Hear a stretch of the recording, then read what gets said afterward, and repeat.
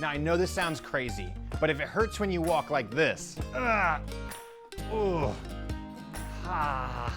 I'm gonna show you how poking your finger in your belly button and in your nose is going to change the way you walk, making it easier and less painful. Hey there, I'm Coach Tyler from WeShape, where our goal is to help people learn how to do movements to help you feel better in your body. Now, most of the time when people talk about movements, they're talking about exercises that you can do. But the reality is, the number one exercise that everyone does for hundreds of repetitions a day is walking. And the truth is, if you don't walk with good form, then guess what? You'll end up with aches, pains, and injuries in your ankles, knees, hips, and lower back. But the good news is, I'm gonna show you a simple movement drill that you can practice every day if you currently have pain or it's difficult to walk. That's gonna help your walk become better so that it can be more pain-free and much easier for you. So, before we begin, why are you in pain when you walk in the first place? Well, the number one reason people are in pain when they walk is because they forgot how to walk in a contralateral pattern.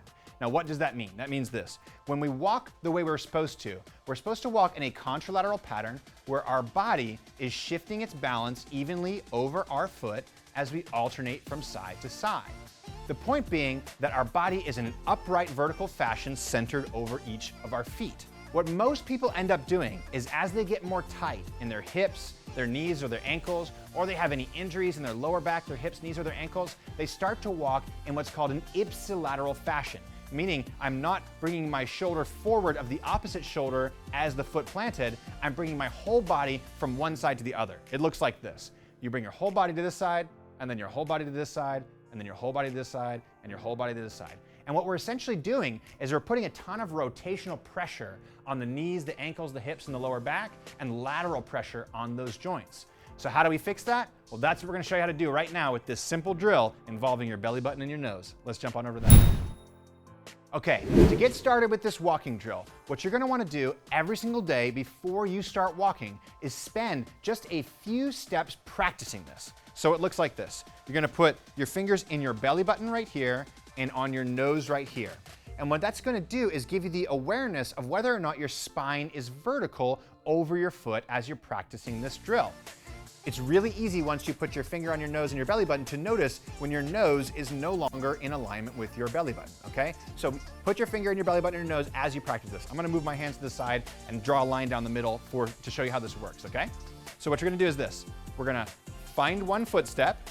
We're going to transfer our weight over that foot without letting the nose wiggle side to side over the belly button. So again, I'm gonna take that footstep, I'm gonna transfer my weight over that, and I'm gonna pause. And in a perfect world, all the way from our foot, through our pelvis, through our belly button, through our nose, is one straight line.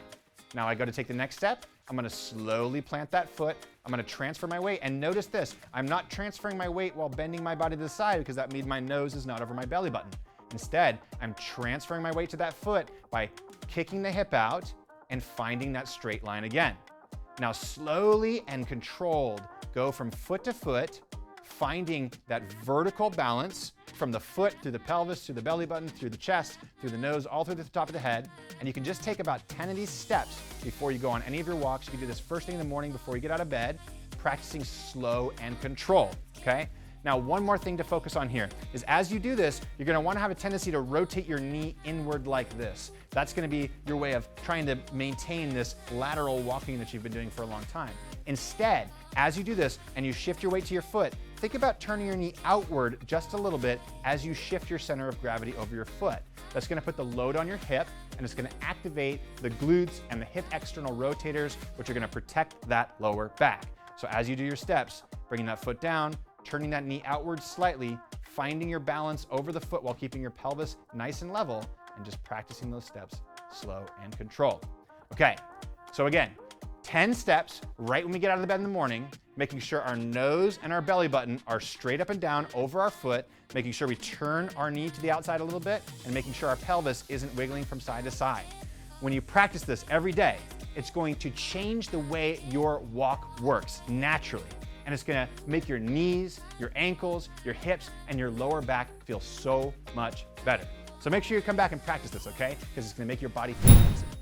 Hey, before you go, if you want to move your body better so you can feel better in your body, then click the link below and check out WeShape. I promise your body will love you for it.